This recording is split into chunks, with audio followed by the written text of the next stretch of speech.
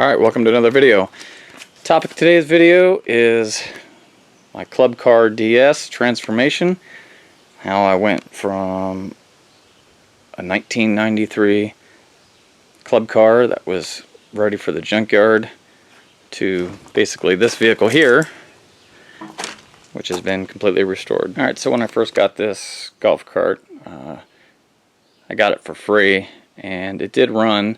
The engine that was in it was burning a lot of oil, and I think just from sitting for so many years, the piston rings probably rusted, and then when it was run the first time, it kind of probably broke a ring or chipped one. That's all it takes. So it was burning a little bit of oil and down on power, and ran rough. Didn't want to start half the time. So I basically stripped it down completely to the bare aluminum frame, and at one point it had been wrecked, and the front suspension had been bent pretty badly, the stock suspension, and I wanted to install a 6-inch lift anyway, so I went ahead and purchased a whole new suspension kit and went with the dual A-arm design, as you can see here. It actually wasn't too expensive.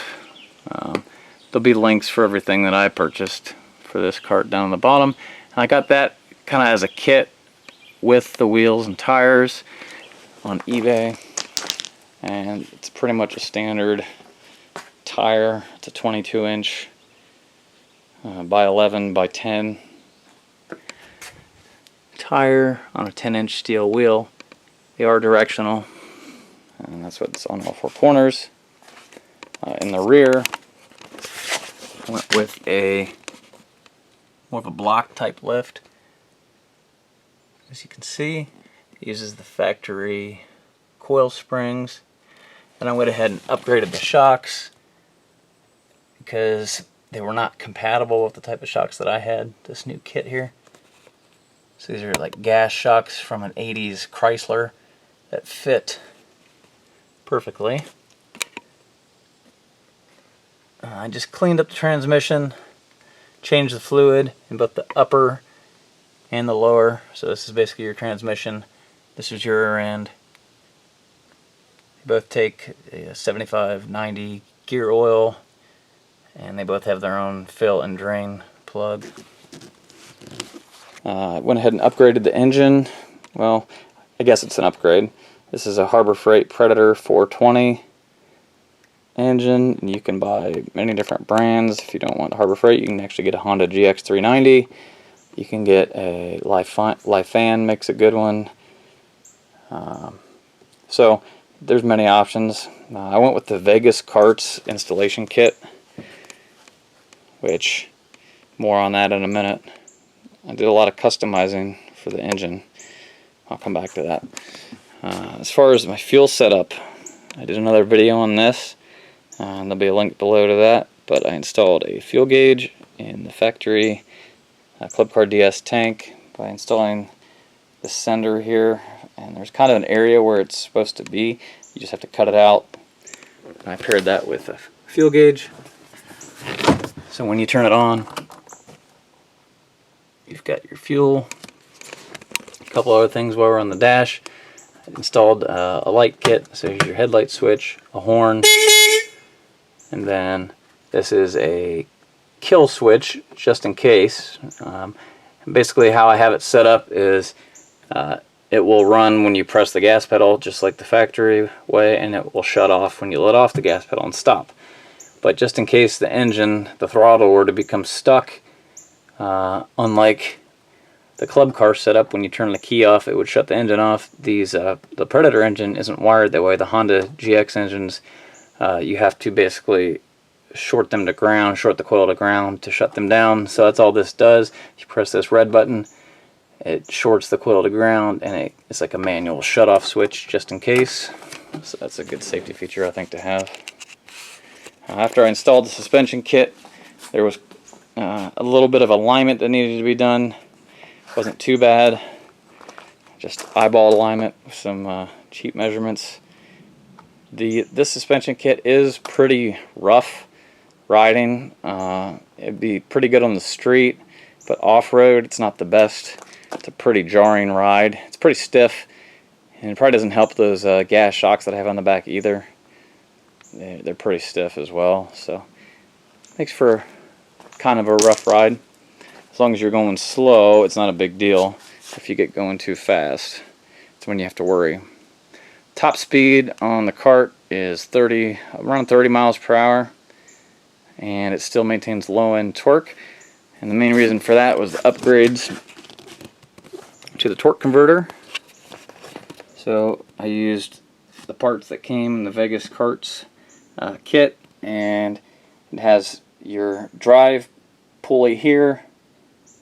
Then you have your 780R driven pulley here, which makes the biggest difference in overall torque. That was kind of a real big pain in the butt getting the old one off. I ended up having to cut the old one off, beat it off with a hammer. There was no way it was coming off, any kind of puller, anything. So I was trying to save the factory one that was on the transmission just in case I could sell it, but that was not going to happen. I ended up having to use grinders and everything else, and I used heat. Nothing worked. I had to just cut it off. So big pain in the butt. There's a few things I'll touch on with the Vegas Carts engine kit. Overall, it works. I'm not completely satisfied with it, and there's a lot of people who seem to like it. The company seems like a pretty decent company. They just moved, so there was quite a bit delay getting my order. I guess that's understandable though, since they were moving from Las Vegas to Jacksonville, Florida. So I'm not going to fault them for that. But when they did send the kit, they did forget to send the belt, and there was a bunch of other parts missing in the kit. There was no bolts to bolt on the header. There was no gaskets for that. Just various other little small parts were missing out of the kit. I tried a couple different setups with the exhaust pipe that they send. So when you get the kit, they will send you this header here, and so my spare parts, this muffler here. It's either a Stanley or a Walker. It's basically just a tractor muffler that's supposed to bolt on to the end of this here, and you do have to do some custom fabrication to get that to work. But the problem with that one is it's extremely loud and kind of defeats their purpose. So I was not happy with that. There's multiple other things I was going to try with this header here. I was going to try a small car muffler, a bunch of different options, but it all came down to it became a lot easier just to reuse the factory muffler and tailpipe, and it sounds completely stock when it's running. It sounds just like the old engine did. The only reason it's a little bit louder is because of this air intake here. First I played around with just reusing the factory air box because they have a pretty ingenious choke system. You know, you just push this and it closes off air, simulates choke, which can get your engine running. You usually don't really need a choke just because of, you know, having the generator start the engine, but so I tried that. It did work, but it seemed like it really cut down the power using this air tubing. It was really robbing the engine of power, and I know I'm losing some power by using the factory exhaust, but it does keep the torque up and it keeps it nice and quiet, and I don't want this thing to be screaming loud. So a couple ideas for you there. How I did the factory exhaust, it does not just bolt on at all. So basically what I had to do is I had to enlarge the bolt holes on both sides of the header. The Yamaha engine, the bolt spacing is closer together than on the Honda clone spacing, so I was able just to ream out the holes on the header pipe where it bolts to the engine. Then I used the gasket for a GX390 and cut off on the factory exhaust here. It comes down and around, and actually the pipe extends past the flange here a little bit. like about this far, and it was just a little too far. I didn't want it to hit the valve instead of the head, so I cut it back off to where it extends just inside of here. And you know, it actually worked out pretty good. The mounting bracket that would normally go out the top of the engine, I had to cut off here, and probably could have, you know, fashioned something to bolt to the top here, but it wasn't really necessary. I went ahead and mounted the muffler over there a little bit better. I'll show you that. Alright, so we're underneath now, and this is my muffler mount. This piece of, it's like a channel, you know, multi-hole channel. You can buy it at any store, and it's shaped like that. I bolted it to one of the lower engine mount bolts here, and it runs up to this plate that is on the factory header, and it's attached to springs to the muffler. And you cannot connect it just to the body because the whole muffler needs to move with the engine, and this whole carriage assembly that bolts from the axles and then rests in the rubber mount up here goes up and down with the suspension, and your engine travels up and down with the suspension, so the muffler also needs to go up and down with the suspension. That's why I bolted it to one of the engine mounts here so it can still move up and down. Why I was under here, the brakes didn't work right, so I went ahead and replaced both brake cables, and it's got brand new brake shoes as well, so getting them dialed in was a little tricky, but they are dialed in now. They stop as good as rear drum brakes will stop. Definitely want to upgrade to a front hydraulic setup if you're going to do any kind of serious horsepower or speed, though. Just keep that in mind. Alright, so only other modification related to the Predator engine. You know, it's kind of annoying because, once again, Vegas Kart says that is compatible with the Predator 420, this kit. They even call it the Predator kit, but it's not true. They fail to mention that, you know, this is a regular Predator 420. They also have the Hemi version now, which is not compatible either, according to Vegas Karts, but this one supposedly was, but I had to cut off both these mounting bosses for the factory fuel tank. You can see that's the cast metal. I had to cut them off with a grinder for the alternator bracket to fit at all. So just keep that in mind if you're going to use the factory generator, you know, with this kit. You do have to modify the engine. So once you modify the engine, good luck returning it if there's a problem. Then I had to add this breather here. I just bought this at AutoZone and attach it to the factory breather pipe. That normally goes into the black plastic air box that comes on the engine. So that just allows your crankcase pressure vent there. Fuel line, I used the factory fuel pump. I made sure to put new filters on. As far as the fuel pump goes, Vegas Karts does include this little piece, the plastic piece that goes in between the carburetor and the head, and it has a little vacuum nipple on it that, you know, attach this vacuum line to and run it over to the fuel pump. So that's your pulse, your vacuum pulse, which is what powers your pump. Then I ran the fuel line around and around here and then into the carburetor. As far as my throttle goes, if you have a DS like mine, it's different for the different years, but you know, your throttle cable comes into, or your throttle rod comes into this box here. That's what, you know, actuates the switches when you press the gas pedal to start the engine. And then out of this box comes the throttle cable itself that ran to the governor on the old one. It comes out the side over here. I ran it around, down under the muffler, and then as you can see, I bolted it right here on the engine, and I'll give you another shot of that. Okay, so it is bolted right here on the back of the engine, and then runs to the governor arm on a new engine.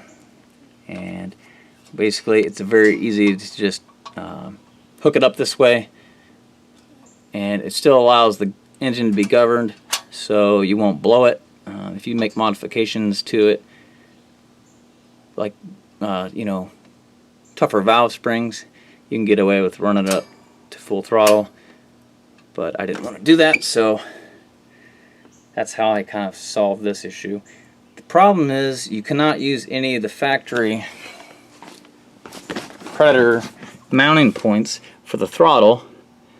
You know, you'd think you'd be able to, because you gotta remember with the governor, the way the governor normally works is it holds the throttle open when the engine is not running, and then as soon as the engine starts, it pulls it down to idle, and then you would adjust a lever that was here, which controlled another spring to the governor arm that would allow it to move further, you know, up in RPMs or not. So the point is, when you let off the gas pedal, you want the throttle to close completely, which is what shuts the engine off. That's the only thing that shuts the engine off.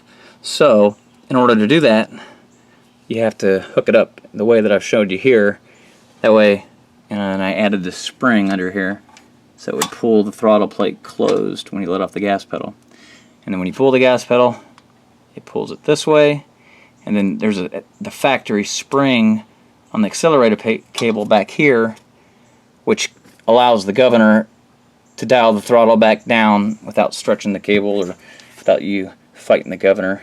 So it actually all works really well. And you can adjust the governor a little bit if you want to bump the speed up just a little bit. So it's not too hard to do. This all makes more sense if you're in the middle of this project. So sorry if it seems kind of boring the way I'm describing it. But the factory exhaust does work pretty well. I'll go ahead and fire it up so you can hear how it sounds. All right, so turn the key on. I'm just going to put it in service mode by rotating this. And I'll press the gas pedal.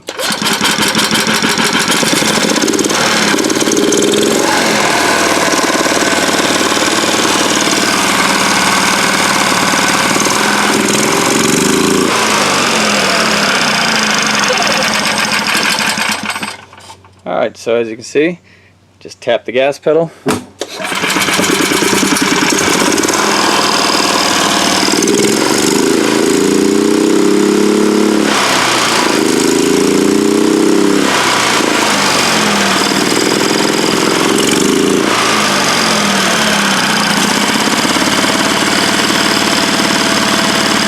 As soon as you let off the gas pedal, it shuts down. Alright, so we'll take it for a little drive real quick. Like I said, just tap the gas.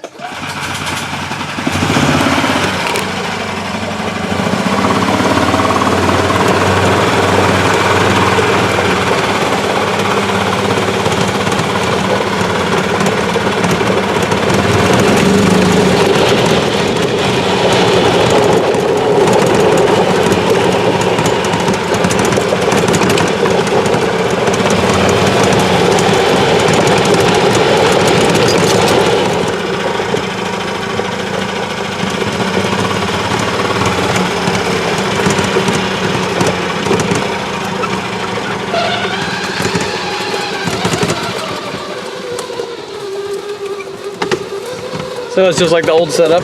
When you're just coasting down the hill, the clutch remains engaged and you get that little bit of a whine, which is normal. Just touch the gas pedal, it fires right up.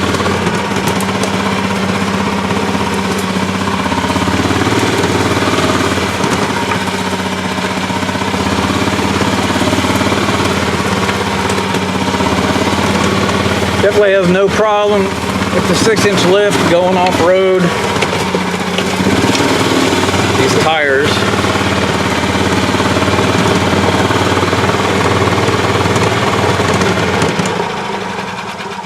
Alright, if you want to put it in reverse, reach down.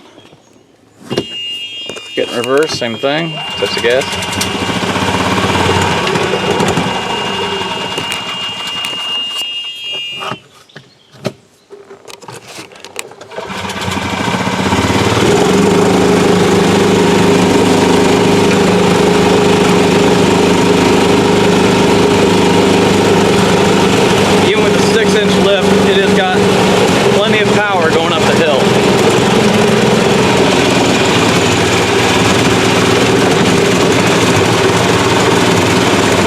Like I said, top speed on this is around 30 miles an hour. That's if you're, you know, you got a nice straight level road. It's about 25 miles an hour when you're going up a slight incline. So, you know, if you had it set up where your governor, you know, you deleted the governor and you had your better valve springs and all that, you could easily go a lot faster than that with the 6-inch tires. What limits it is your, obviously, you know, having it governed limits the top speed because of the RPMs, but as it is, it's more than fast enough for pulling around my property, and it has a lot of low-end torque, which is really needed for the hills. So my overall recommendation in the Vegas Karts kit, if I had to do it over again, I would not buy the kit. I can tell you that for sure. I would just, you can buy all the pieces of the kit individually, and that's what I would do, especially since I paid a lot of money for that exhaust header and that other stuff that I'm not going to be using. So, you know, you could basically get away with just getting the drive clutch, which, you know, some people reuse their factory one, but, you know, if you can't get it off or you actually want it, you know, better performance, you're going to have to get an aftermarket one like this. You have to buy the belt. It's a 1 16th inch belt, a 1 1/16 instead of a 1 inch, and then the driven clutch back there. That makes a huge difference. You know, there are people, you can get this drive clutch in a 1 inch version that will work with your factory belt. I don't really recommend that. And you know, the main thing is this little billet pulley here that your generator hooks on, that bolts on to the GX390 clone engines. That's kind of an important part. So the bracket for the generator, this pulley right here for the generator, your whole torque converter setup, and then the actual engine mounts themselves are pretty important. You can get away with building your own mounts, but I just like the Vegas Karts mount because it's this nice aluminum setup and it's very easy. You can just loosen some of the bolts and you can slide it forwards, backwards, side to side, and it gives you a lot of adjustability if you need to tighten your belts or whatnot. The generator brackets could have been a little bit better as far as tightening them up, but like I said, you know, the only parts I'd really need would be the mounts for the alternator, the engine, your pulleys, your belts, and then, you know, this air intake setup is just generic aftermarket setup, but it does work pretty good. Besides that, you can save quite a bit of coin off their asking price just by doing that. Obviously the engine was bought from Harbor Freight. I got it on sale. One other thing I forgot to mention about the exhaust is it has to be cut and re-welded. Even just enlarging these bolts will not let it clear the engine. Just the orientation of the exhaust was too far down and it was pointed right into the engine. It just wouldn't let it clear at all. So what I had to do was completely cut this in half right here, cut it right off, mocked it up, set everything where I wanted it, tack welded it real quick, and then took it out and then welded it real good, and then put the high temperature black paint on here, which is already being rusted through a little bit, which is fine. But the old exhaust is pretty rusty. So there was definitely a little bit more fabrication involved the way I did it. If you use the Vegas Karts header, it basically follows the same path. It would just come over here and they go back towards the back and down towards the bottom. And then you cut it off where you want it, depending if you have a lift or not. Install their header. Like I said, too loud for my taste. I wanted this to sound stock. So I gave up probably a little bit of torque and horsepower, but it's worth it to me. This thing runs perfect and acts just like factory club car would, except more torque, more horsepower, and if there's ever a problem, it's much easier to get parts, or a whole engine for that matter. You know, a rebuilt Kawasaki engine is anywhere from $800 up. Obviously you could rebuild it yourself, which isn't always an option if you're handy, but it's much easier to work on, rebuild, replace, you know, these Honda clone engines. If this engine ever blows, I can just run over to Harbor Freight or wherever, buy another one. You could save some money by buying the Lifan engine, and that's probably what I would recommend to do, because if you keep the factory generator, you don't need the Harbor Freight engine that comes with the electric starter. I mean, I ripped all that stuff off. It's all just extra parts. You did not need the electric starter because you're reusing the starter from the club car. So just something else to keep in mind. Save yourself a little bit of money if you're doing this. Alright, so hopefully this video was kind of helpful for you. Here's just a quick overview of my club car DS build. Like I said, this is a 93 with the you know, passenger side drive, you know, setup. So the 97 and ups had a slightly different setup. You know, a lot of times the pulleys are on the other side of the engine, which makes things a little bit different. But maybe this helped you out. And if you have any questions, leave a comment below. I always try to answer all the questions that I can. Maybe I didn't show you something that you need to see if you're building something like that, or maybe you have a suggestion, something that I could have done better that can help everybody else out. So if you have something like that, leave it in the comments below.